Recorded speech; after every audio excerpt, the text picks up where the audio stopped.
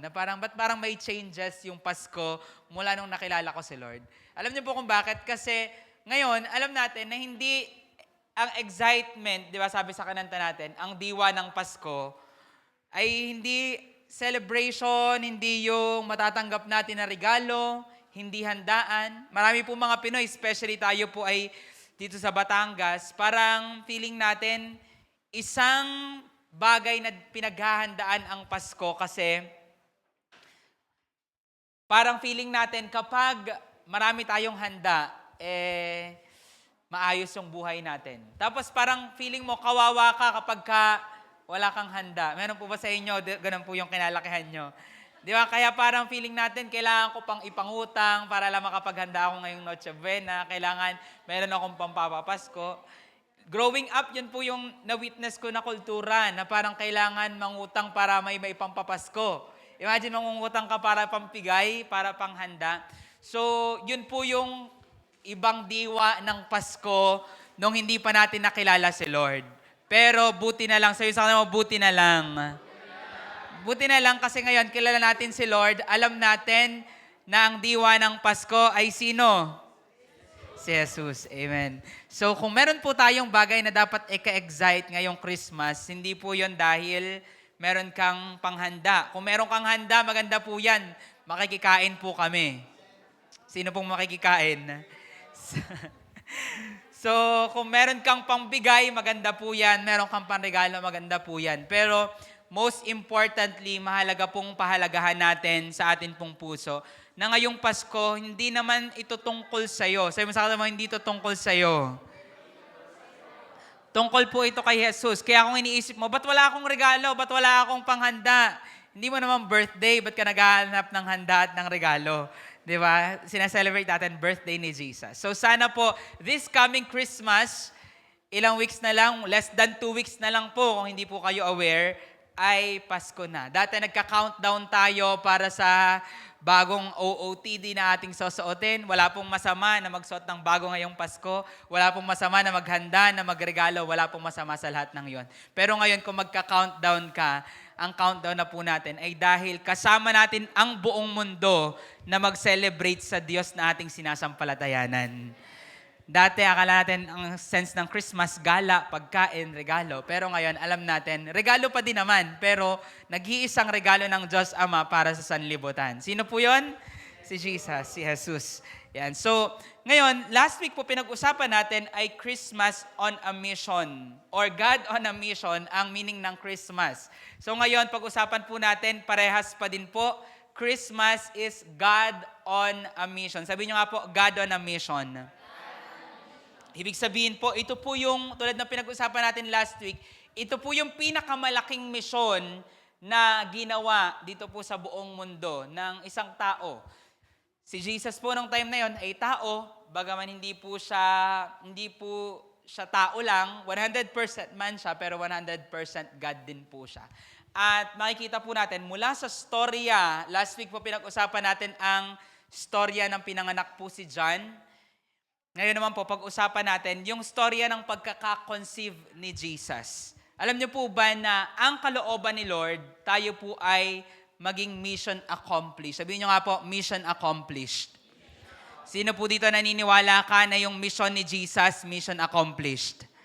Amen. Nandyan ka eh. Kung hindi ka naniniwalang mission accomplished si Jesus, tingnan mo na lang ang sarili mo. Tingnan mo nga yung katabi mo ngayon. Sabihin mo, mission accomplished nga. Bakit? Kasi andyan yan, naligtas yan, nakakilala yan. Alam niyo po, merong isang woman of God na masasabi ko, yung buhay niya, mission accomplished. Some of you, or marami po sa inyo, kilala niyo po ito. Si Catherine Kuhlman. So, possible, some of you po, narinig niyo po yung storya niya na sobrang dami niya pong pinagaling. According po sa statistics, 2 million po ang na-record na healing na sa ministry niya all her life. 2 milyong healing. Ibig sabihin, binilang po yung lahat recorded at ganun po karaming himala. And ang kanya pong buhay, ang lagi niyang pinafront ay it is because of the Holy Spirit. Never siyang nag-claim na gumaling yung tao because of her own ability, but because of the Holy Spirit. Ngayon, may amazing thing po na nangyari nung siya po ay namatay. Siya po kasi ay inatake sa puso around February ng taong 1976. Sino pong buhay na ng 1976? Yan. February, baka po naglalaro na kayo noon ng mga time na yon. Yan. February 1976. Ngayon, meron pong isang babae na ang pangalan po ay Joyce. So si Catherine Kuhlman po, siya po ay na heart attack. Tinry po siyang i-revive, tapos hindi na po siya nagising. So February 19, si Joyce, 20 years old po siya during that time. Siya po yung napa-duty dun sa hospital na yon at first time niya na mag-duty sa ICU. CCU po, specifically for the heart, Coronary Care Unit. Yung ICU po para sa mga may issue sa puso. So nung time po na yon, first time niya na magbabantay, February 19, night shift po siya. Ang bilin sa kanya ng doktor, babantayan mo yan, ibibigay mo yung kailangan niya. Pero just in case siya ay mamatay or mawala na, hindi na siya i-revive. Ang tawag po doon ay no code. Yun po yung decision ng pasyente mismo na wag mo na ako i-revive just in case mamatay ako. Decision ng family or decision po ng doktor. So bilin ng doktor, wag mo na siyang i-revive. So binantayan niya po February 19. Ngayon ang nangyari po, habang siya ay nasa kalagitnaan ng gabi, nagbabantay po doon, bibisitahin niya si Catherine Kuhlman para po i-check yung estado ng pasyente. Maya-maya, habang nagno-notes po siya, biglang nakita niya, mula sa nagpapump po yung puso ng ganyan, normal na heartbeat, biglang tumuwid. Hindi siya humina, mula sa ganyan, biglang nag-straight. Nagtaka po siya kasi sabi niya, parang problema to ng machine kasi never daw siyang nakakita po ng mula sa normal heartbeat, biglang tumuwid. Normally daw, humihina muna.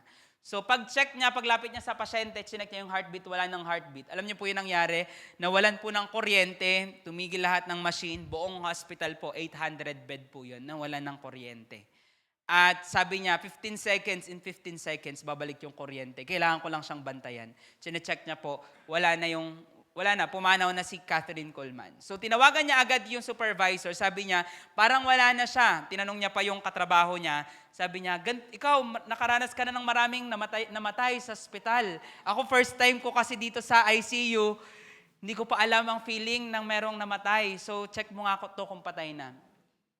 So kanong ka-work niya, hindi niya rin ma-assure. So tinawagan yung supervisor, wala na si Catherine Kuhlman. Sabi ng supervisor, pupunta ako dyan, i-check ko. So, ang problema, few minutes pa siyang lalakad kasi nasa kabilang building siya.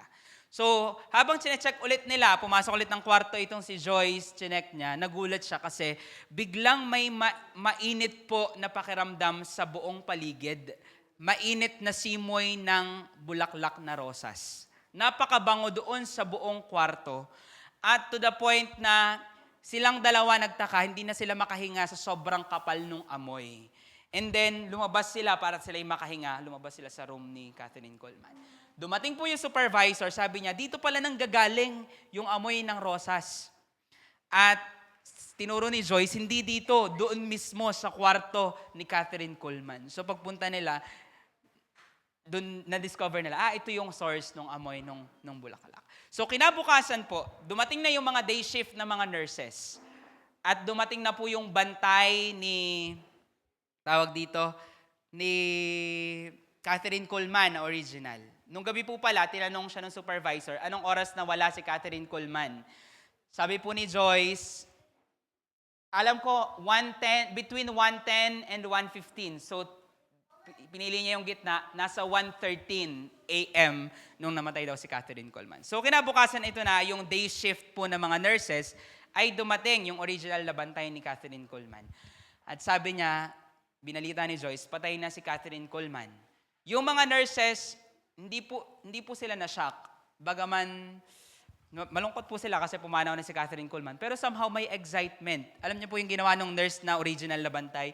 Tumakbo po siya, kinuha niya yung notes ni Catherine Kuhlman at tiningnan po doon. Sabi niya, habang kasama ko yan si Catherine Kuhlman nung buhay pa siya, pinipredict niya ang araw at oras ng kanyang pagkawala. So binuklat po yung notes ni Catherine Kuhlman. Nakalagay po doon, sinabi ni Catherine Kuhlman na ang araw na siya'y mawawala ay February 20, 1976.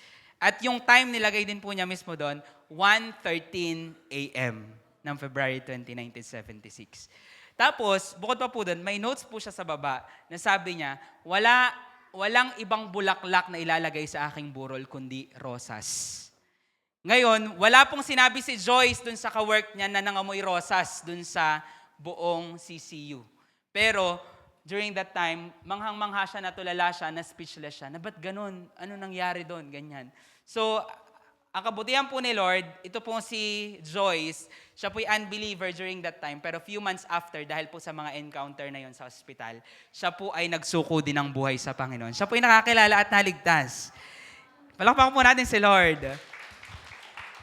Ngayon, kung bakit ko po ito alam, kasi few years ago po, si Joyce po ay nag-testify. Nag-reach out po siya kay Benny Hinn, kasi si Benny Hinn po ay isa sa bunga ng ministry ni Catherine Kuhlman.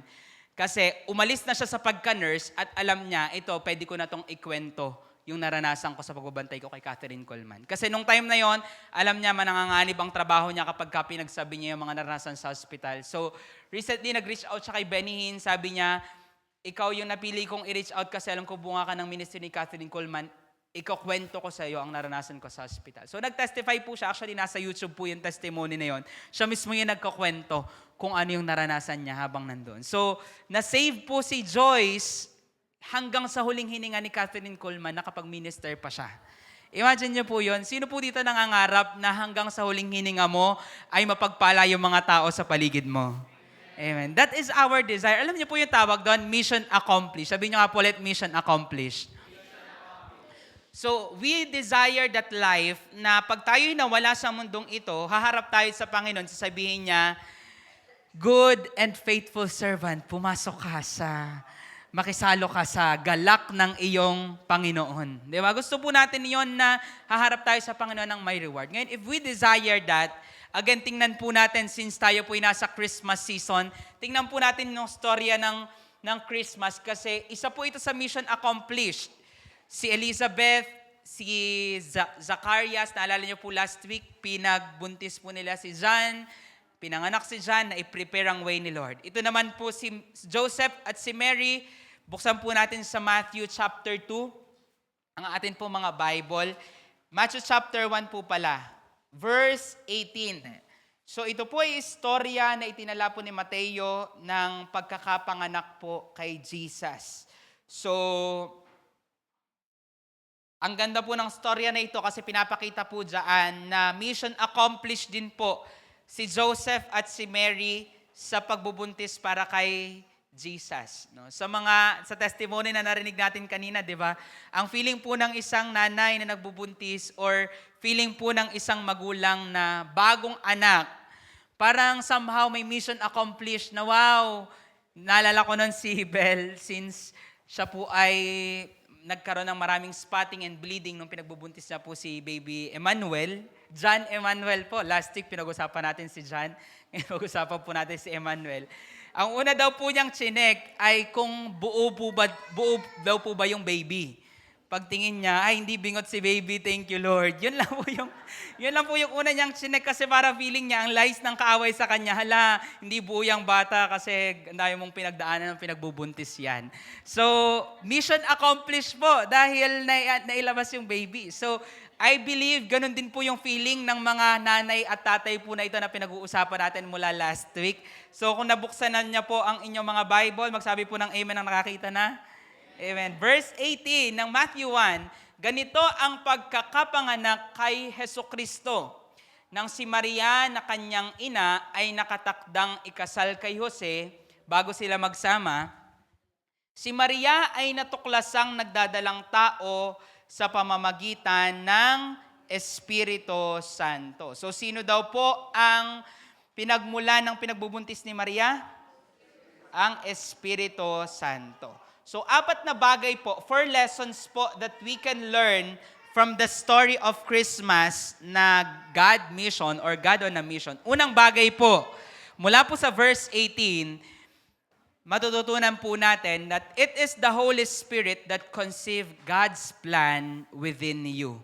Ang banal na Espiritu po, alam niyo po ba hanggang ngayon, hinahayaan niya po na ang mga tao ay maglihi ng kanyang mga plano. So sabihin mo sa katabi mo, maglilihi ka daw. Kahit lalaki po yan, alam niyo po ba, that the Holy Spirit still conceives God's plan within man. Ibig sabihin po, hanggang ngayon po, ang Holy Spirit nagda-download sa puso ng mga tao ng kanyang plano. Kaya kung ikaw minsan, parang feeling mo may pinapagawa ang Panginoon sa iyo, tapos yung puso mo parang apoy na gawin yon. Alam niyo po, that's the Holy Spirit conceiving God's plan within you. Dahil makikita po natin dito, kakaibang pagbubuntis po ang pagbubuntis ni Maria. Hindi po tao ang tatay ni Jesus ng panahon po na ito. But it is said na it is through the Holy Spirit, the Spirit of God mismo. And alam niyo po ba, hanggang ngayon, gusto po ng Panginoon na magbuntis ka ng kanyang mga plano. Ibig sabihin, may pinapagawa po si Lord. Hanggang ngayon po, gusto ni Lord na maglihi po ang mga Kristiyano ng kanya pong misyon. Alam niyo po ba na being a Christian is the most exciting thing in this world? Sino po naniniwala na ang pagiging Kristiyano ang pinaka-exciting na bagay sa mundong ito? Amen. Sobrang totoo po ito. Bakit? Kasi ang dami pong planong gustong ipagawa ni Lord sa kanya pong mga anak. Kung babasahin niyo po ang Bible, mula po sa Genesis hanggang Revelation, puno po ito ng adventure. Wala po ditong storya na boring, at si Mateo ay walang ginawa ng kanyang buong buhay. Tinanggap niya si Jesus at siya'y namatay na. Wala po kayong mababasa na ganon. Lahat, including nga po yung naligtas sa krus, yung katabi ni Jesus. Very exciting po yung pagkakaligtas nun kasi nagpamanglit pa sila nung isang katabi na sabi niya, hindi ka ba natatakot sa pwede nating ang kausap mo, Diyos, ganto ganyan.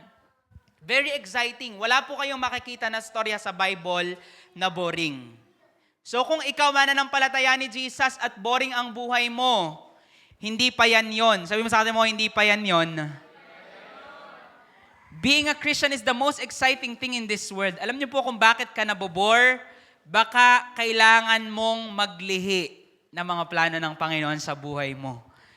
Sa mga naranasan pong magbuntis, boring po bang mabuntis? Boring po ba yung season ng pagbubuntis? Sasabihin niyo po, hindi, pinaka-mahadugong estado ng buhay ko yon nung panahon na ako ay nagbubuntis. Ang dami po, kanya-kanya po kayo ng storya ng pinagdaanan, storya ng pagbubuntis. Pinag-uusapan nga po namin mag-asawa kagabi na grabe pala yung pagbubuntis. Mula pa lang nang ipaglilihi mo yung bata na sumasama ang pakiramdam mo, parang warning na agad yon na hindi mo yan pwedeng hindi kayanin. Kailangan mong kayanin yan kasi patikim pa lang yan. Simula pa lang yan ang paghihirap na paparating. Kasi sobrang dami. Sa mga sunod-sunod po na nanganak dito, yung storya na naririnig po namin, grabe, iba talaga, parang grabe yung pinagdadaanan ng mga naglilihi. Ngayon, pinapakita po doon, the most exciting thing in this world is being a Christian. Bakit? Kasi nung ikaw ay naging Kristiyano, may banal na espiritu na nasa sa loob mo na nais kang maglihi at magbuntis ng mga plano niya sa buhay mo. Ang dahilan bakit ka nabobore. Di ba tayo po mga Batanggenyo, kapag ka naboboard na po tayo or parang feeling natin, walang excitement na nangyayari. Halimbawa, ngayong Pasko, parang walang kakaibang nangyari. Sabihin ng mga Batanggenyo, walang kalatoy-latoy ang Paskong are. Yan. Bahite. O kaya may celebration, may birthday. Walang kalatoy-latoy aring handaang are. Di ba? Walang excitement. Alam niyo po, bilang Kristiyano, ayaw ni Lord na ang buhay mo'y walang kalatoy-latoy. Tanong mo nga sa kanila mo, may latoy ka pa ba? Kakaiba, no? Hindi tayo sanay. Pero meaning po kasi ng latoy, parang excitement, gana, may something na masaya na nangyayari. Yan. So kung walang kalatoy-latoy ang pagiging Kristiyano mo, ang totoo po, baka kailangan mong mag-conceive ng ibibigay ng banal na espiritu sa'yo. Baka mas kailangan mo pang lumapit sa Panginoon kasi ang dahilan bakit di po tayo naglilihi ay dahil baka wala tayong intimacy with God. Alam niyo po, ang paglilihi ay bunga ng intimacy.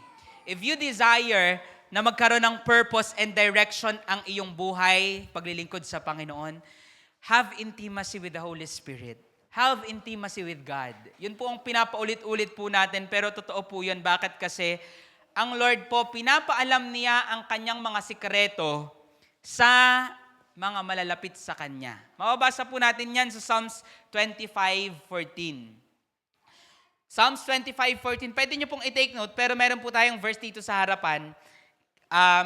Ito po kasi yung English version na medyo accurate. Sabi dito, the secret of the wise counsel of the Lord. Sabi nyo nga po, secret. The secret of the Lord is for those who fear Him, and He will let them know His covenant and reveal to them through His word its deeper or inner meaning. So sinasabi po dyan na pinapaalam ng Diyos ang kanyang sikreto sa mga natatakot sa Kanya. Sino po dito kapag sinabihan ka na may sasabihin ako sa'yo, secret lang natin, na-excite ka? Di ba? Walang boring na pinagsabihan ka, oy, may sasabihin ako sa'yo. Minsan nga pag sinabi, ay mamaya na nga lang, ikaw nagtatampo ka na, wag na nga lang. Sinasabi mo, wag na nga lang para sabihin agad sa'yo kasi ang totoo po, excited kang malaman yung secret. Alam niyo po ba na si Lord marami siyang secret na gustong ipaalam sa'yo? Ano kaya ang mararamdaman mo kung isang araw nagising ka, anak, may sikreto akong malupit, sasabihin ko sa'yo, parni ka. Ano kaya mararamdaman mo? For sure, may excite ka na lumapit sa Kanya. Alam niyo po ang totoo, yun po ang realidad sa atin mong mga Kristiyano. May sikreto ang Diyos na gusto niyang sabihin sa'yo. Pero ang dahilan bakit hindi mo matanggap ay dahil masyado kang malayo. Ang sikreto po, binubulong. Meron po bang secret na isinisigaw? Oy, sikreto lang, ari ha? Sasabihin ko. Wala. Yung sikreto po ay binubulong. Ang sikreto po ba sinasabi sa nasa malapit o nasa malayo? Nasa malapit, kailangan dikit na dikit, ibubulong pa nga sa iyo eh. Kasi nga po, secret. Alam niyo po ang dahilan bakit wala ng excitement, wala ng kalatoy-latoy ang paglilingkod mo sa Panginoon? Kasi baka kailangan mo pang lumapit sa Panginoon para marinig mo ang kanyang sikretong sasabihin sa iyo. God has something to say sa bawat isa sa atin. May something siya na gustong ipagawa. And if we will just draw near Him, maririnig po natin at magagawa ang kanyang ipinapagawa. Buksan niyo po ang inyong mga Bible sa John 15:5. Tingnan niyo po ang sinasabi ng Panginoon dito. John 15:5. Sabi po ng Panginoong Hesus dito, ako ang puno ng ubas, kayo ang mga sanga. Ang nananatili sa akin at ako'y sa Kanya ay siyang nagbubunga ng marami. Sino po dito gustong magbunga ng marami? Amen. Sapagkat kung kayo'y hiwalay, sabihin nyo nga po, hiwalay. Kung kayo'y hiwalay sa akin, ay wala kayong magagawa. Ibig sabihin, walang mangyayari, walang sense. Alam po nating lahat yung pakiramdam ng walang purpose, walang direction ng buhay. Alam niyo po, last Friday, tayo po ay nasa Compark for Evangelism. I encourage you po, sama po kayo every Friday. Minsan tayo po ay nag-evangelize, minsan tayo po ay nag-street preaching. Pero perfect way po yan to reach out. May mga kausap po akong mga kabataan sa Compark at ako po ay nakarelate sa sinabi nung isa sa kanila nung tinanong ko po na anong course na kukunin mo sa college? Di kanya-kanya sila. Yung 2 babae, criminology, yung 3 lalaki, engineering. And then yung isa, ang sagot, ewan ko nga po, hindi ko nga po alam patutunguhan ng buhay ko. Sabi ko, bro, nakaka-relate ako sa'yo kasi naalala ko nung pipili ako ng course, nang hula lang ako ng course na pipiliin ko. Napapasok pa ako sa eskwelahan na hindi ko planong pasukan. Sabi ko, magkikialala ko BSU or ibang school, wag lang dito sa LCC. Pero doon po ako dinala ng Panginoon. Sabi ko, wala akong kadire-direksyon nung time na yon. And walang purpose. Alam nating lahat, sino po dito alam ang pakiramdam ng walang patutunguhan ng buhay? Amen. Meron pong ilan. Relate po tayo dyan. Alam ko yung pakiramdam po na yon. Kung ikaw, planado ang buhay mo mula noon, good for you. Pero nung ako po, ramdam ko yung walang direksyon, walang patutunguhan. Kaya nung nakilala ko po si Lord, grabe po yung sense ng purpose at direction sa aking buhay. Parang na-realize ko bigla, grabe, may patutunguhan pala ang buhay na ito. Alam niyo po, kung tatanungin mo kung ano yung testimony ng aking buhay, tinetestify ko palagi yung pagkasarado ko sa religion, pero naalala ko po, kauna-unahang dumating sa isip ko na testimony. Kasi iniisip ko noon, tulad ng kinuwento po ni Christian kagabi, na hindi naman ako nag-addict, di naman ako gumawa ng mga biso. Parang, sino pong ganun dito na parang feeling mo walang excitement yung testimony ng buhay mo. Yun po yung iniisip ko din dati. Sabi ko, wala naman akong ganung patotoo. May narinig po ako na dati mamamatay tao siya, ang dami niyang napatay. Sabi ko, ang ganda naman ng patotoo nun, ang daming napatay, tapos nakakilala sa Panginoon. Sabi ko, ba't yung sa akin parang walang excitement? Pero alam niyo po, pinakamalaki po na pinapatotoo ko po palagi, starting nung nakilala ko po si Lord, nagkaroon ng purpose and direction yung buhay ko. Sobrang overwhelmed po ako doon to the point na meron po kaming subject na Jose Rizal subject. Nagtanong po yung teacher namin, essay writing. Sabi niya, isulat ninyo dyan anong natutunan ninyo sa buhay ni Jose Rizal. Alam niyo po yung sagot ko sa isang buong pad. Nakalagay po doon, dahil sobrang overwhelmed po ako kay Lord, kilig na kilig po ako sa Panginoon. Natutunan ko sa buhay ni Jose Rizal, may purpose pala ang buhay ng tao. Recently, nung makilala ko ang Panginoon, nahanap ko ang purpose ko sa buhay. Doon po ang sinagot ko about purpose of life na natagpuan ko sa Panginoon. To the point na magre-reporting po ako about motivation po yung aking topic sa HBO. Yun din po yung nire-report ko sa kanila na recently natagpuan ko ang Panginoon, pinaisa-isa ko pa po sila, buong klase. Ikaw, anong motivation mo? Sabi niya yung nanay niya, yung isa naman yung mga anak niya, sabi naman isa yung... So, kanya-kanya po ng sharing. And then sa dulo, share ko po doon na recently ang natagpuan ko yung purpose ng life ko na may patutunguhan pala ang buhay ko. And yung hugot ko, sabi ko sa kanila, Philippians 4:13, I can do all things through Christ who gives me strength. So, shinare ko po yun sa kanila sa classroom dahil overflowing po ang aking puso na buti na lang ngayon, meron ng patutunguhan. Finally, may patutunguhan na ang buhay ko.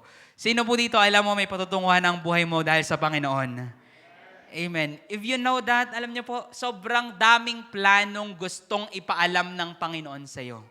And that will only happen if you will spend time with Him. Sabi ng Panginoon, wala kayong magagawa nang hiwalay sa akin. Kaya gusto ni Lord, lagi ka nakadikit sa Kanya. Ang isa pong sanga ng ubas nung time po na yun, pag pinutol mo, malalaya, malalanta. Kung ngayon parang feeling mo, parang nalalanta na yung pananampalataya ko, nalalanta na yung spirito ko, yung spiritual life ko. Alam niyo po yung kailangan po nating kumabit sa puno. Ang puno po, sabi ng Panginoong Jesus, ay siya.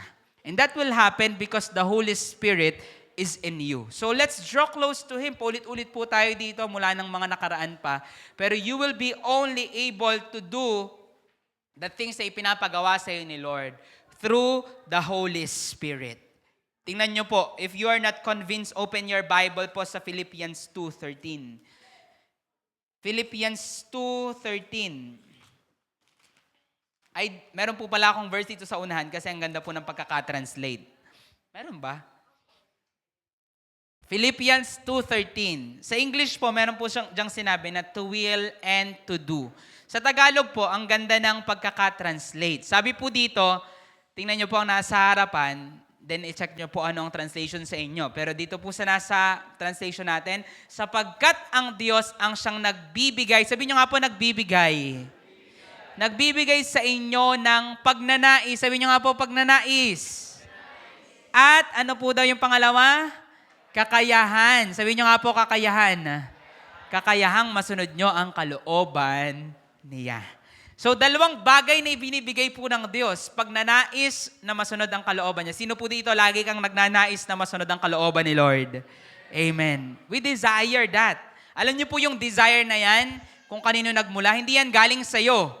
Hindi yan galing sa katabi mo kasi nag-testify ang katabi mo sa'yo na nag-win siya ng souls, tapos parang ikaw feeling mo, gusto ko na ding mag-win dahil sinaran ako ng katabi ko. Hindi.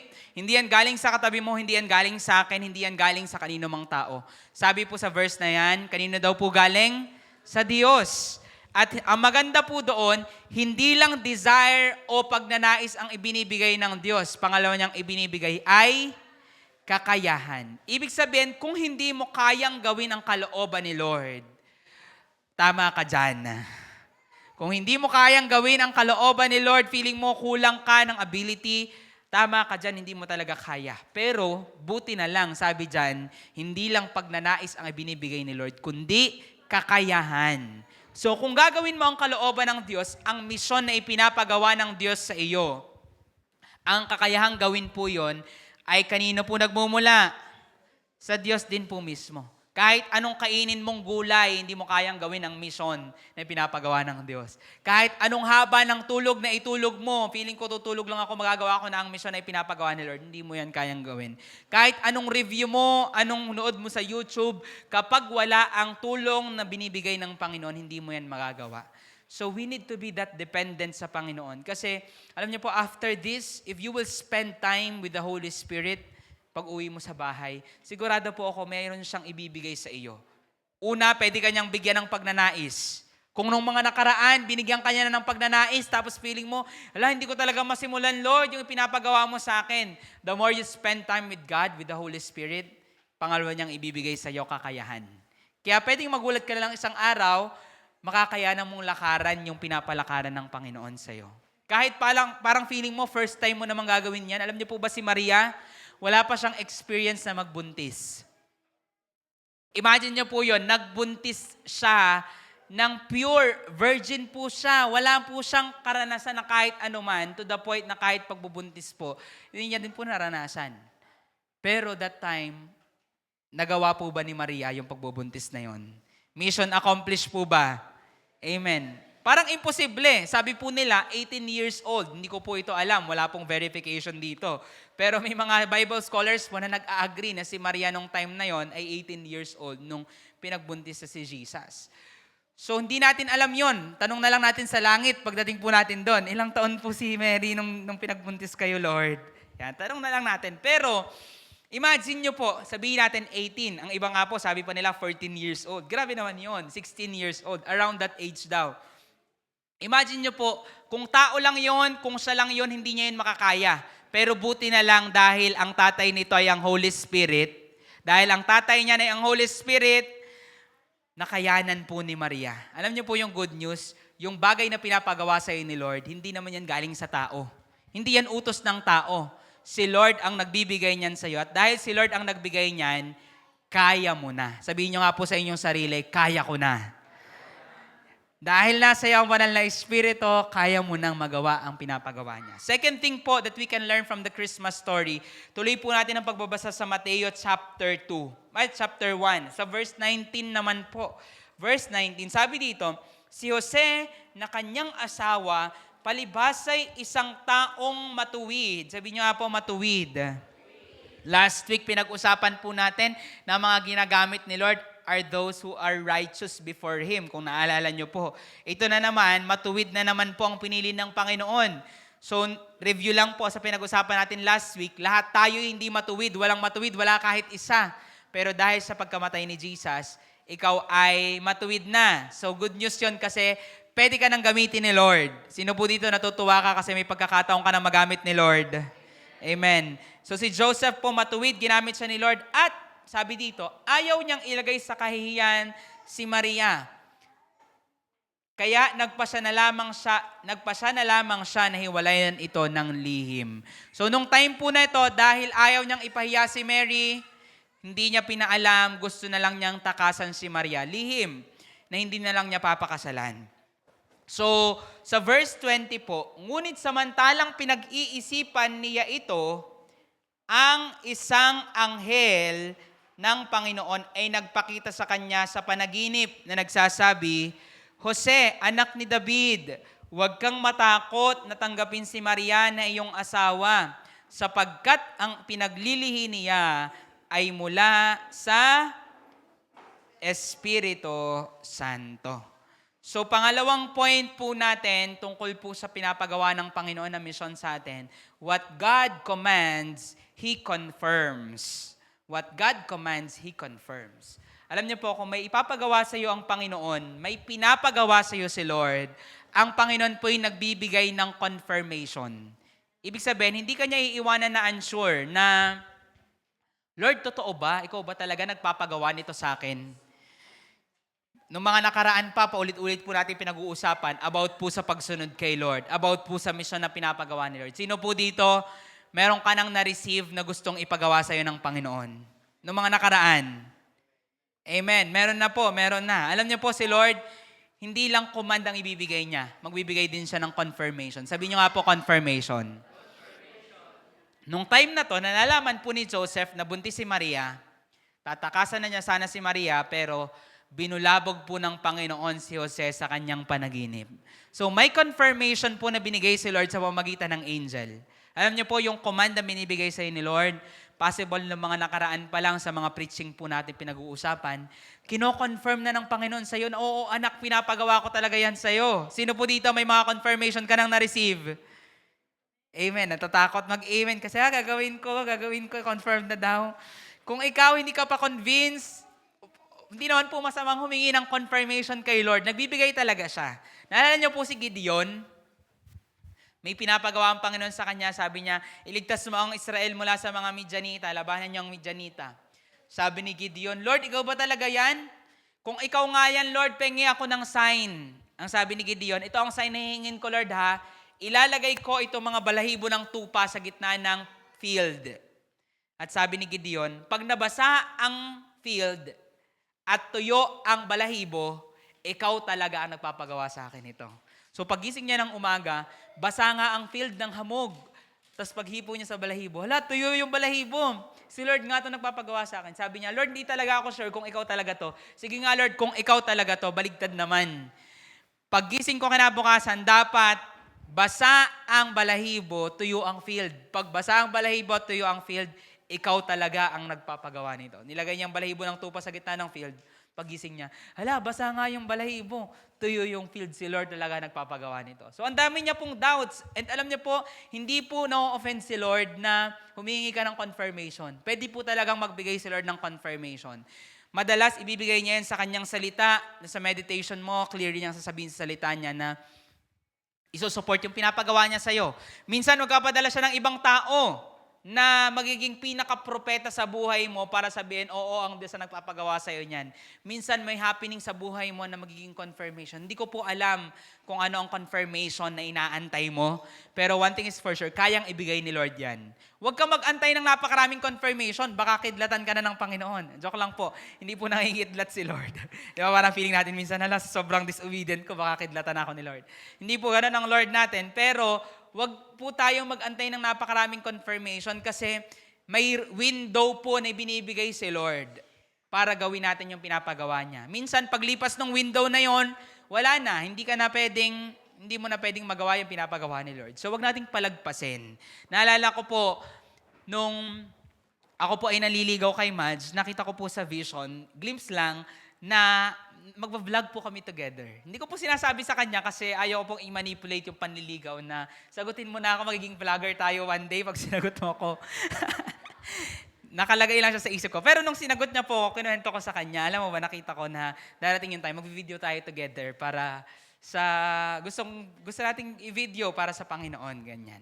Hindi ko alam kung tanda niya, baka sa tingin niya hindi niya tanda.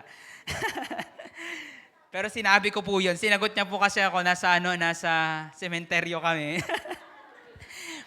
Doon niya po ako sinagot. Ang ganda po ng sa sementeryo pa. Tapos pagsagot niya po sa akin noon, nanligaw ako sa kanya. December 16 yon, December 16, 2019. So magsi 6 years na po. 6 years ago, 2 days from now. Yan. Sabi ko sa kanya, mag-vlog tayo. So, we have this desire to see this generation na pure. Kaya kung makikita nyo po, yung mga contents namin palaging may singit ng about sa love life, about sa mga youth. Kasi nung kami po yung mga kabataan, parehas po kami naghahanap ng mga ate at kuya na pwedeng tingnan about love, about purity. So siya po pala, habang siya'y single, ganun yung ginagawa niya. Ako din po habang ako'y single, ganun din po ginagawa ko. Kasi may classmate po ako, nung nakilala ko si Lord, nagregalo po siya ng Real Men Are Pogi. So, Kristiyano po siya na mga around 40 years old, pamilyadong tao na siya, na niregalo niya sa akin dahil alam niyang Kristiyano ko. So, nakita ko po doon yung about purity, about sa pagsunod sa Panginoon, about sa pag-pursue kay Lord at hindi yung love life, ganyan. So, nung siya po, ganun din pala, search siya ng search, nung single life niya. Kaya nung naging kami po, parehas kami ng heart. At nung ako po yung single, ganun din po yung ginagawa ko, bili ako ng bili ng mga libro about purity, Lovestruck, mga single edition, couple edition, lahat binabasa ko po yun para meron akong guide sa paglalim ko sa Panginoon. So kaya nung kami po yung nakakilala kay Lord, yun po yung pinagtagpuan namin parehas. At nung amin pong kasal, Meron po kaming isang ninong na nag-prophesy po na sabi niya, because you choose to walk in purity and honor the Lord in your single season, I will make a pure generation after you. Something like that. May generation na susunod sa inyo na pure generation. And nag-spark po yun parehas sa aming mag-asawa and we received that as confirmation. So ngayon po, yung nakikita nyo po mga videos online, ay hindi po yun trip-trip lang na, ay, itong mga to, trip lang na ito mag-video at humalakak sa harap ng camera. Hindi po. Meron pong mission yun. Bakit? Kasi we believe that that is part of our mission. Ngayon, that's our version. Hindi ko alam kung ano ang mission na ipinapagawa sa ni Lord. Pero one thing is for sure, may mission ka. Ulit-ulitin mo nga sa kademo, may mission ka. So yung ulit sa kabila, may mission ka. Kailangan niyang paulit-ulit na marinig. Alam niyo po kung bakit natin to dinidikdik? Kasi makikita po natin, ang lahat ng tao sa Bible na tumigil sa kanilang mission, kinamatay po nila to. Kinamatay ng kanilang pananampalataya. Naalala niyo po si Samson, nung panahon na na-distract na siya sa kanyang mission, ang mission niya ipagtanggol ang Israel dahil sa kanyang lakas. Pero ang ginawa niya, inatupag niya, ay pumapag-ibig siya, lumalandi siya kay Delilah. Dahil po doon, na-distract siya sa kanyang mission at nawalan siya ng lakas kasi naputol po ang buhok niya, nakulong po siya, binulag pa siya, to the point na tinry niyang magbalik loob sa pinapagawa sa kanya ni Lord, winasak niya yung castle, yung kinaroroonan nila noon, patay yung mga kalaban, pero kasama siyang namatay. Si Judas po, nung time na ayaw na niyang sumunod sa Panginoon, ayaw niya sa mission na pinapagawa ni Lord, nagkaroon siya ng kanyang mission, ipagbenta si Jesus. Di ba? Ang ganda.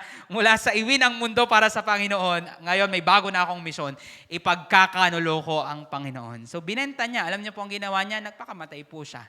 Nung time na si Pedro, sabi ng Panginoon sa kanya, nung nakilala niya si Lord sa pangingisda, sabi ng Panginoon, gagawin kitang mamamalakaya ng tao. Alam niyo po nung time na nawala na si Jesus, na nag-backslide po siya, nangisda na naman siya. Pero anong nangyari? Walang pinatunguhan po yung pangingisda niya. Wala na naman siyang nahuli. Makikita po natin, ang lahat ng mga tao na ayaw mo na sa pinapagawa ng Diyos sa'yo. Hindi sa pinapagawa ko, hindi sa pinapagawa ng katabi mo ha, sa pinapagawa ng Diyos sa'yo. Pag yun po ang ating tinakbuhan, sure po ito, ikamamatay ito ng ating pananampalataya. Kaya po paulit-ulit tayo, pakinggan mo ang sinasabi ni Lord sa'yo, gawin mo ang pinapagawa ng Panginoon sa'yo. Kasi hindi po yan para sa akin. Maano kung magawa mo yung mission mo, hindi ko naman mission yan. Ano kung takbuhan mo yung pinapagawa ni Lord sa'yo, hindi ko naman mission yan. Ikaw ang may mission yan, gawin mo yan kasi para din sa'yo yan.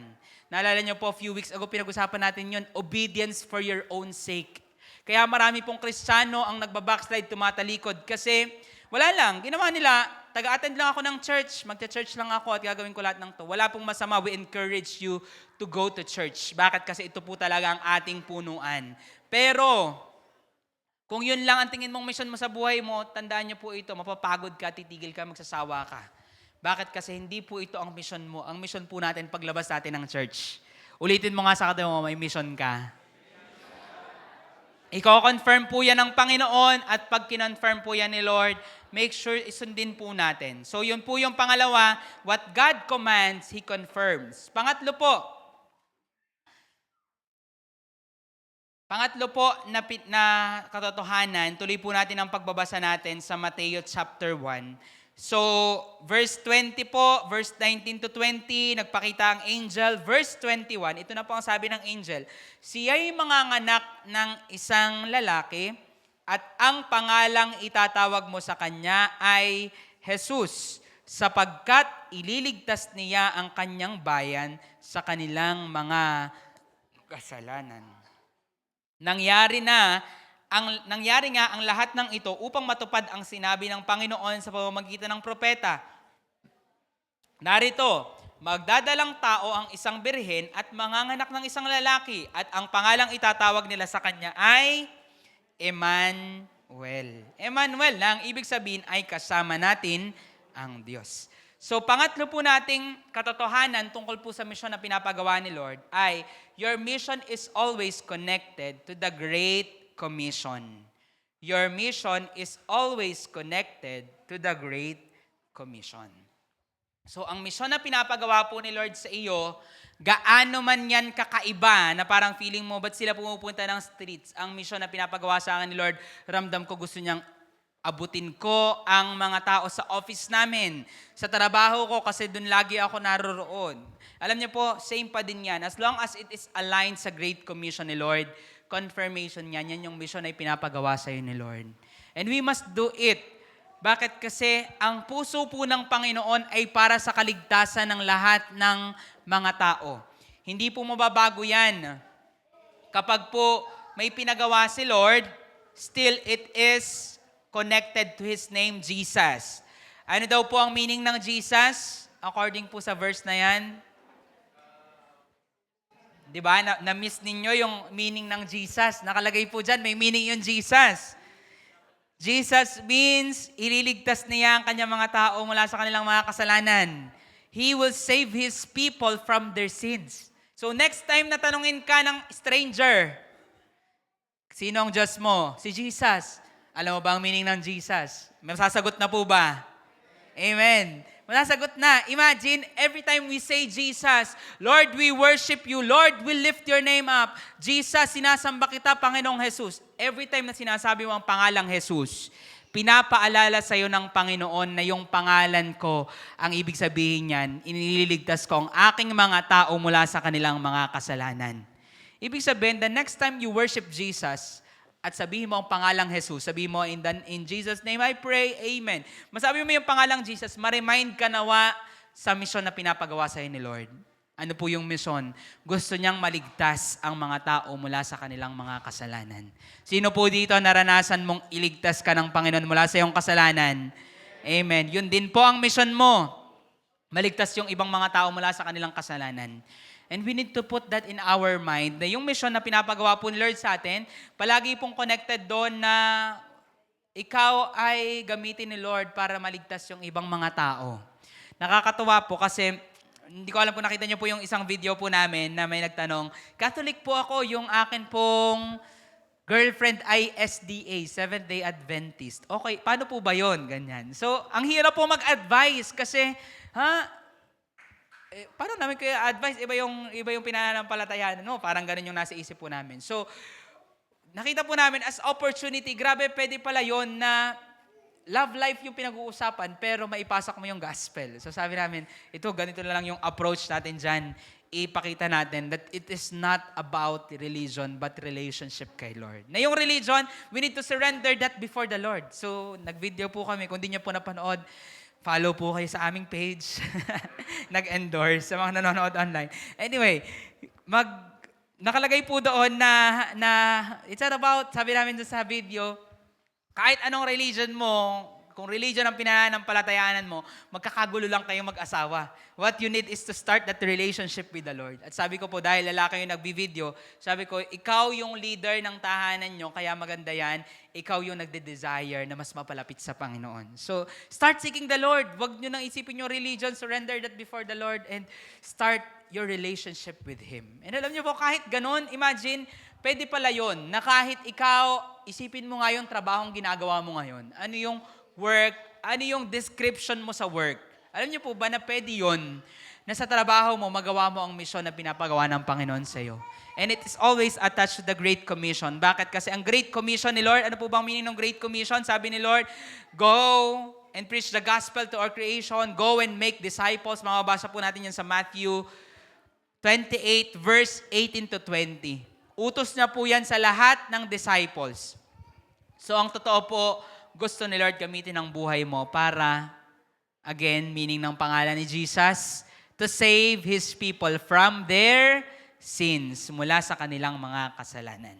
Kaya, yun din po ang mission natin. So, last point po natin, patapos na po tayo. Maaga po tayo ngayon. And then yung last point po natin, 30 minutes pa po ito, wag po kayo mag-alala. So, last point po natin, tuloy po natin yung pagbabasa sa verse, ito po pala, basahin po muna natin, 1 Timothy 2, chapter 4. Yan, 1 Timothy 2, verse 4. Chapter 2, verse 4. Yan. 1 Timothy, chapter 2, verse 4. Ito po yung desire ni Lord para sa ating lahat. Sabi dito, sa verse 3 po muna, ito'y mabuti at kaaya-aya sa paningin ng ating Diyos na tagapagligtas. Sabihin niyo nga po, tagapagligtas. Yung name pala ni Jesus, di ba? Messiah talaga to save. Messiah, Jesus, Emmanuel, Savior, magkakarelate po yan. Verse 4, na nagnanais na ang lahat ng tao, sabihin niyo nga po, lahat ng tao, lahat ng tao ay maligtas at makarating sa pagkakilala sa katotohanan. So, ibig sabihin po, yun yung pagnanais na mayroon ang Panginoon. Yun yung desire na mayroon po si Lord. Lahat ay maligtas na walang mapahamak. Pero ang katotohanan, hindi naman po lahat talaga maliligtas. Bakit? Kasi hindi naman lahat talaga pinipili ang Panginoon. Pero, bagaman hindi lahat maliligtas, gusto ng Panginoon na lahat ay maligtas. Kaya naghahanap po siya ng mga handang magpagamit sa Kanya. No, kaya let us say yes to the Lord. No, kaya related po ito sa pang-apat po nating point. Again, buksan po natin yung Bible natin sa Matthew 1, verse 24 naman. So sabi po ng angel, 'di ba, sa verse 20 to 24 ay si Jesus ang papangalan mo sa Kanya, liligtas niya ang Kanyang mga tao mula sa kanilang mga kasalanan. Sa verse 24, mula po sa panaginip, sabi po dito, nang bumangon, sabi niyo nga po, bumangon. Nang bumangon si Jose mula sa pagkakatulog, ginawa niya ang ipinag-uutos sa kanya ng anghel ng Panginoon. Sabi niyo nga po, ginawa niya. So, mula po sa pagkakatulog, si Jose po ay bumangon. At mula po sa kanyang pagbangon, siya po ay sumunod. So, pang-apat po nating point, God's mission requires obedience. Sabi niyo nga po, obedience. God's mission requires obedience. Hinihingi po ng Panginoon, tayo po ay sumunod sa Kanya. Makikita po natin, ang ganda po ng pangyayari. Gumising muna si Jose. Sabi mga sakto mo, gising. Gumising muna si Jose, siya po ay bumangon at siya po ay sumunod. So, makikita po natin yung pattern. Mahirap palang pasunurin ang isang taong tulog. Naniniwala po kayo? Sa mga nanay na naririto, inuutusan mo agad ang iyong anak habang tulog. Di ka hindi. Ginigising mo muna at binubulabog ng utos. Joke lang. Ginigising mo muna at binubulabog, tapos saka mo uutusan. Kasi mahirap po sa isang tulog ang sumunod. Alam niyo po ang dahilan bakit maraming Kristiyano ang nahihirapang sumunod sa Panginoon? Kasi baka nasa pagkakatulog sila ng pananampalataya nila. Kaya tayo, we believe that our God is the God of revival. Kasi ang pattern po ni Lord, gigisingan niya ang kanyang mga anak, tapos pag nagising na ang kanyang mga anak, bibigyan niya ng ability makasunod. Alam niyo po kaya minsan, may nangyayaring hindi maganda sa ating mga buhay, kaya niloloob or hinahayaan ni Lord para tayo gisingin. Kasi natutulog tayo eh. Pag tayo itulog, hindi natin magagawa yung pinapagawa niya. Kaya may panggigising po siyang ginagawa. Noong mga nakaraan, naglindulan. Gising talaga ang lahat ng mga tao dahil po sa lindol, sa mga sakuna. Hindi ko alam kung ano ang mga recent na pangyayari sa buhay mo. Pero one thing I know, hindi lahat ng masamang nangyayari, si Lord ang may gawa. Pero lahat ng yon, si Lord ay nag-aalaw para ano? Para gisingin ka. Kasi pag okay ang buhay mo, hayahay, hindi mo siya kailangan. Hindi ko kailangan sumunod kay Lord ngayon kasi masaya ako. Pero pansinin niyo po, pag nagkakagulo na sa pamilya niyo, pag nag-aaway-away na, pag yung mga tao nagkakagalit-galit na, anong nangyayari? Tatakbo ka sa Panginoon, iiyak ka kay Lord, Lord, ba't nagkaganto? Sabihin ni Lord sa'yo, anak, ba't ka nagkaganyan? Joke lang. Di ba marirealize mo bigla na, oo nga no, Lord, ako pala ang may problema, ako pala ang lumayo sa'yo. Kaya pala nagkakaganto ang aking buhay. Di ba? So, tatakbo tayo palapit kay Lord. Bakit? Kasi may hindi magandang nangyayari. Alam niyo po yung tawag doon? Panggigising. Nasabi ni Lord, anak, balik ka na. Anak, bangon ka. Kaya kitang ialis dyan. Sino po dito naranasan mo nang ialis ka ni Lord sa mga pangit na pangyayari sa buhay mo? Marami po bang beses? Sobrang daming beses na. So, subok na po si Lord. Kaya kung may hindi magandang pangyayari sa buhay natin, i-take po natin yan bilang panggigising ng Panginoon. Si Jose po, na naghinip siya. Kasi warning yon, wag mo siyang tatakbuhan. Ano po kayang mangyayari kung si Jose tumakbo sa Panginoon, tumakbo kay Maria, hindi niya siya papakasalan? Di ba? Parang, for sure, alam ng Diyos Ama na susunod si Jose. No, that's one thing. Mga pinipili po ng Panginoon, makikita nyo, bakit lahat ng ginagamit ni Lord sa Bible masunurin? Kasi nga po, alam ni Lord, kaya ng mga taong itong sumunod at binibigyan niya sila ng abilidad na sumunod. So, ibig sabihin, kung may papagawa sa iyo ang Panginoon, alam ni Lord na makakaya mo kung dedepende ka sa Kanya. Kaya, pagising na tayo. Sabi mo sa katabi mo, pagising na tayo. Malapit na. Malapit na si Lord. Malapit na tayong matapos, pero at the same time po, may gustong ipagawa si Lord sa iyo, kaya kanya ginigising. Si Jose po, ang ginawa niya, sabi dito, siya po ay bumangon mula sa pagkakatulog, at makikita niyo po dyan sa verse 24, sabi niya, ginawa niya. Sabi niyo nga po ulit, ginawa niya. Ginawa niya. Ginawa niya ang lahat ng pinag-utos ng anghel sa kanya. Ibig sabihin po, sumunod siya. So kung may mission si Lord na pinapagawa sa iyo, alam niyo po, mananatiling consumption yan kapag hindi ka nag-obey. From mission to consumption. Bakit? Kasi ayaw sumunod. So tayo po, ang gusto ni Lord sa atin, sundin natin yung pinapagawa niya para maging mission accomplished po talaga tayo.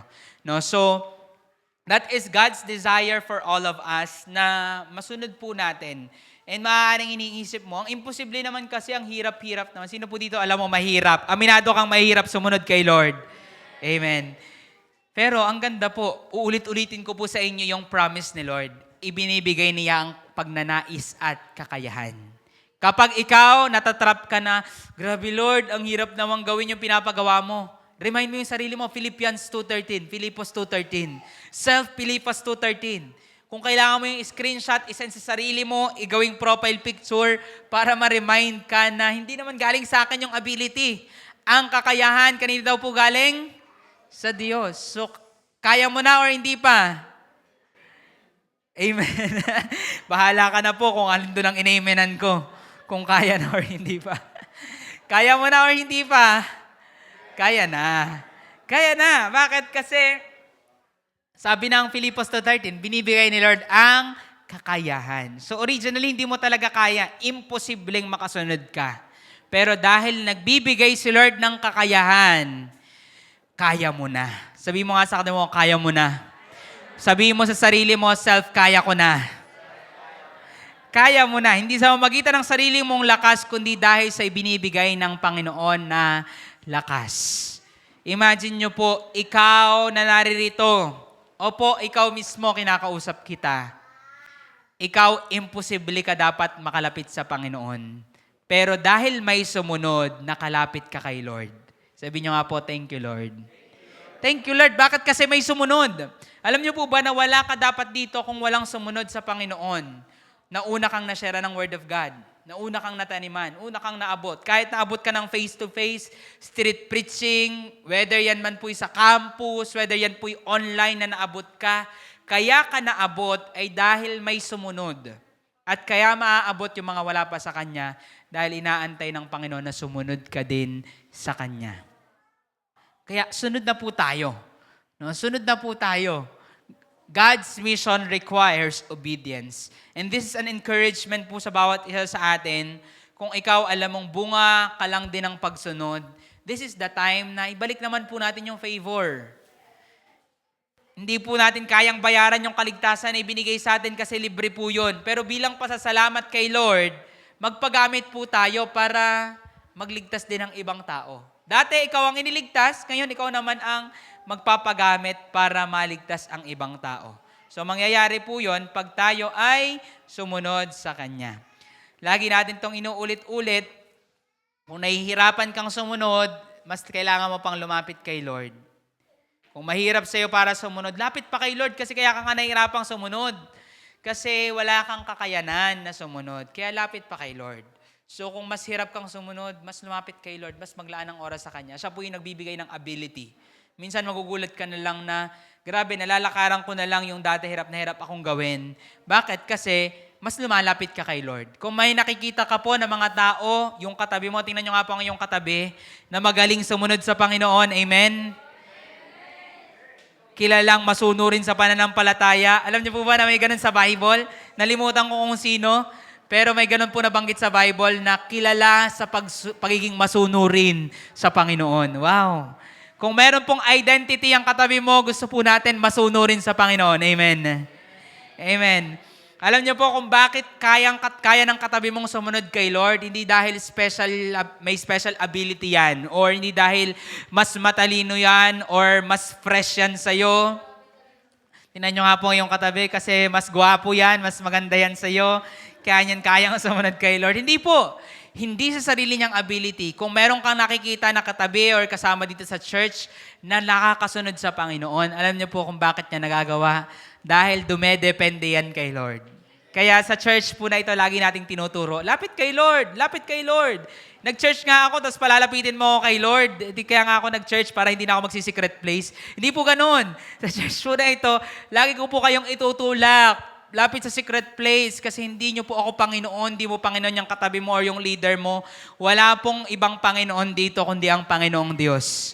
Siya lamang ang nagbibigay ng ability para magawa natin ang pinapagawa niya. Kaya after po nito, after mo mag-church today, ang desire ko po as I bring this message na Christmas, God on a Mission, tayo po lahat lumapit sa Panginoon. No, dumepende tayo sa Panginoon bawat araw. Kasi we will live a fulfilled life. Naalala niyo po yung pinag-usapan natin nung start? Imagine that life na kahit huling hininga mo, inatake ka na lang sa puso at lahat, ire-revive ka na lang at lahat, nakapagligtas pa yung huling hininga mo ng mga kaluluwa para sa Panginoon. Ako po'y naniniwala. Alam niyo po yung sabi ni Joyce, yung nurse po na yon, sabi niya, ilalaan ko ang oras ko, buong buhay ko, para ipatotoo sa lahat na totoo ang Diyos, may Diyos talaga. Bakit? Kasi nakita niya sa buhay ni Catherine Coleman. Imagine niyo po, isang buhay lang yon na magpapagamit para maligtas ang maraming tao. Ang dami na pong views nung pinanood ko, 300,000 views na po nung time na yon. Imagine, ganun karami po yung natatouch sa storya po na yon. So, kanya pong storya yon. Hindi mo kailangan maging nurse. Meron po tayong ilan dito na nasa medical field. Pero hindi mo kailangan na maging nasa medical field para makita yung mga patotoo na yon. Ikaw, may sariling patotoo ka na ipaparanas ng Panginoon sa'yo. Ang kailangan lang, sumunod ka. Sumunod tayo. Mag-uumapaw po yan ng testimony. Na pagdating ng Sunday, grabe, gusto mong tsumika sa lahat, na ipatotoo sa lahat. Grabe si Lord, may pinakita na naman siya para sa akin.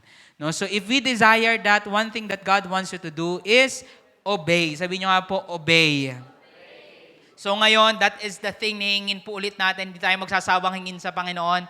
Lord, bigyan mo kami ng ability na masunod ka. Sino po dito handa kang humingi sa Panginoon?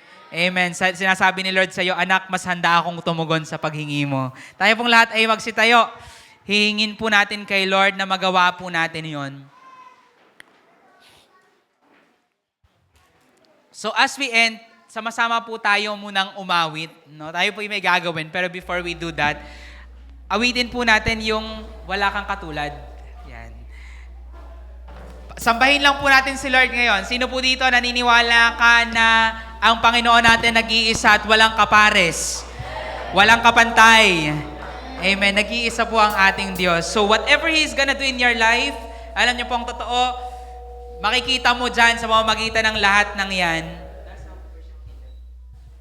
Ang lahat ng yan, makikita natin na mangyayari ang lahat ng yan because yung Diyos na pinaglilingkuran natin ay walang katulad.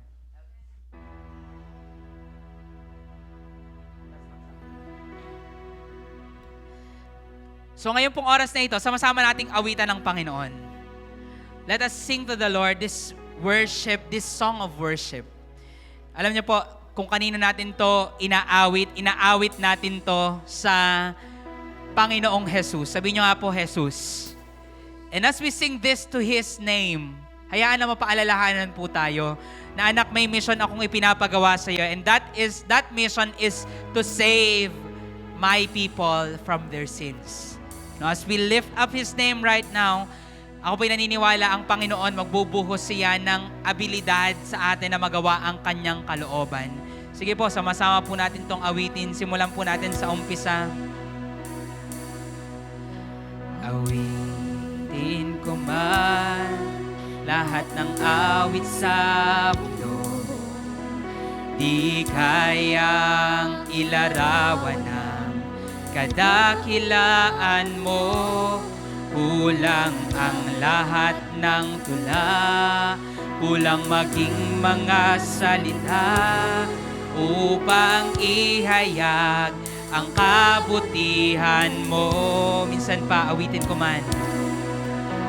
Awitin ko man lahat ng awit sa mundo, di kayang ilarawan ng kadakilaan mo. Kulang ang lahat ng tula, kulang maging mga salita upang ihayag ang kabutihan mo. Come on, buong puso mong awitin. Wala kang katulad.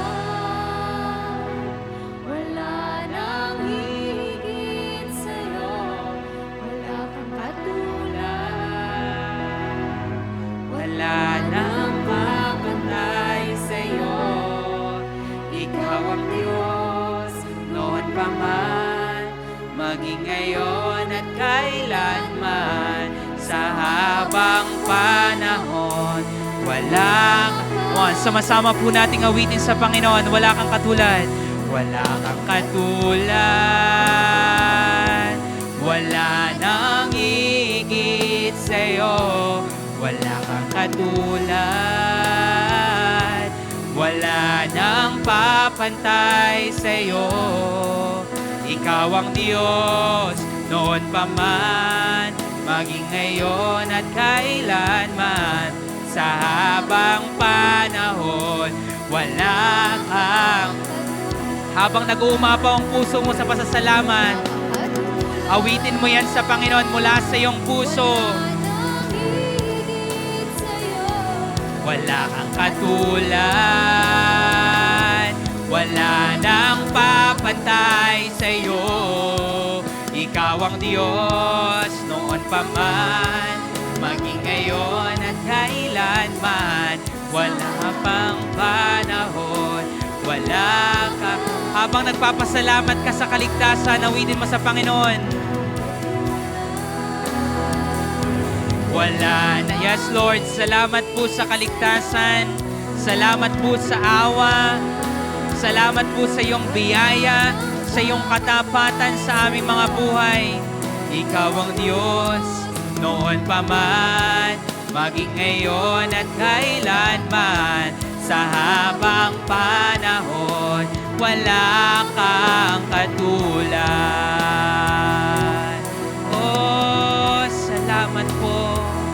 Buksan mo ang iyong bibig ngayong oras na ito at pasimulan mong pasalamatan ng Panginoon sa lahat ng panahon na ikaw ay Kanyang kinaawaan, sa Kanyang pagliligtas sa iyo, sa Kanyang awa, sa Kanyang lahat ng himala na ginawa sa buhay mo. Come on, just praise His name right now.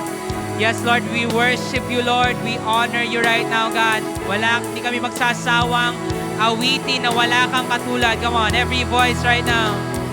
Wala kang katulad,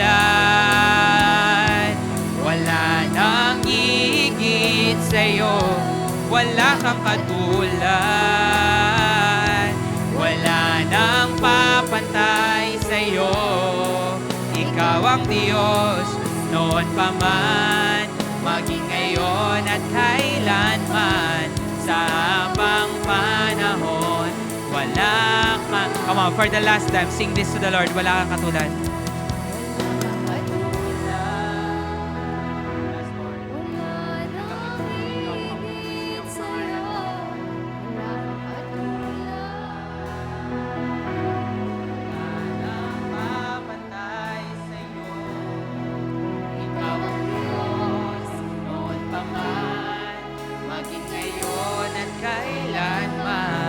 Sa habang panahon, wala sa habang panahon, sa habang panahon, sa habang panahon, wala kang katulad. Thank you, Lord. Thank you, God. O, ngayon pong oras na ito, hanap po tayo ng prayer partner. Babae sa babae, lalaki sa lalaki. Leaders, let's make sure makater po lahat. Sige po, hanap tayo ng prayer partner. One thing po na ating gagawin, itanong nyo po sa prayer partner ninyo kung ano sa tingin nyo ang ipinapagawa ng Diyos sa Kanya.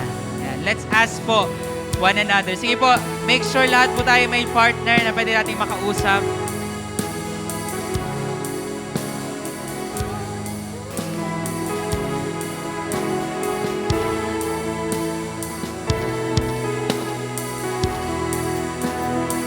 Ano po yung ipitingin mong misyon na ipinapagawa ng Panginoon sa Kanya recently? Yan. So one thing po that we are gonna do,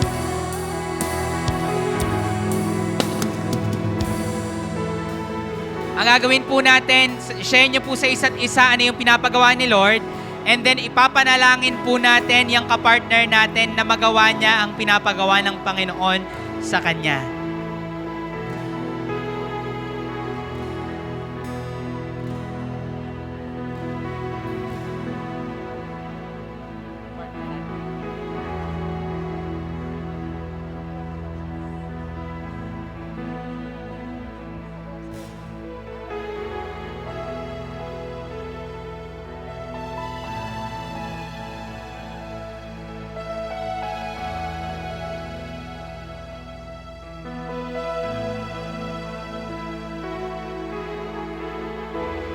Sige po, you can start praying for one another. We will believe today that God is pouring out that ability na magawa po natin ang Kanyang ipinapagawa. And that is the same prayer that we release over everyone po na nagjo-join online. You can pray for one another kung meron po kayong kasama. We are believing that today God is moving. He is pouring out the ability to do His will. Lord, we believe that today, God, that is what you are doing in our midst, Lord.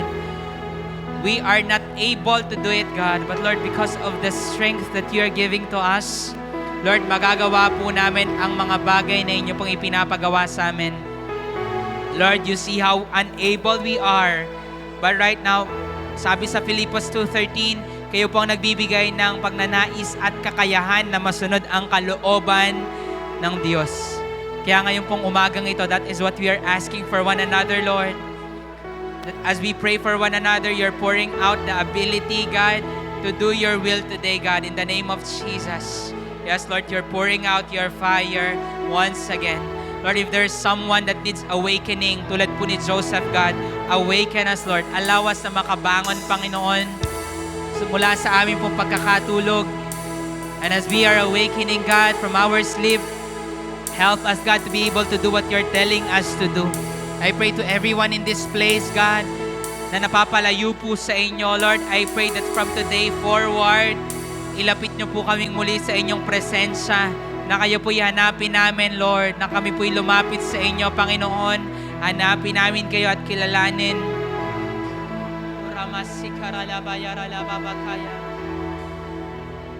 Salamat po.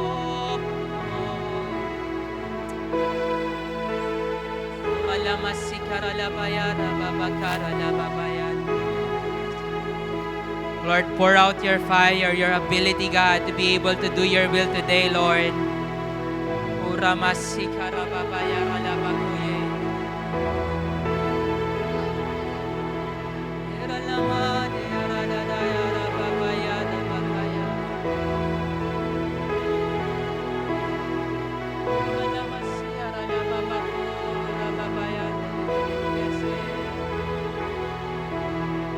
Ignite every hearts today, God.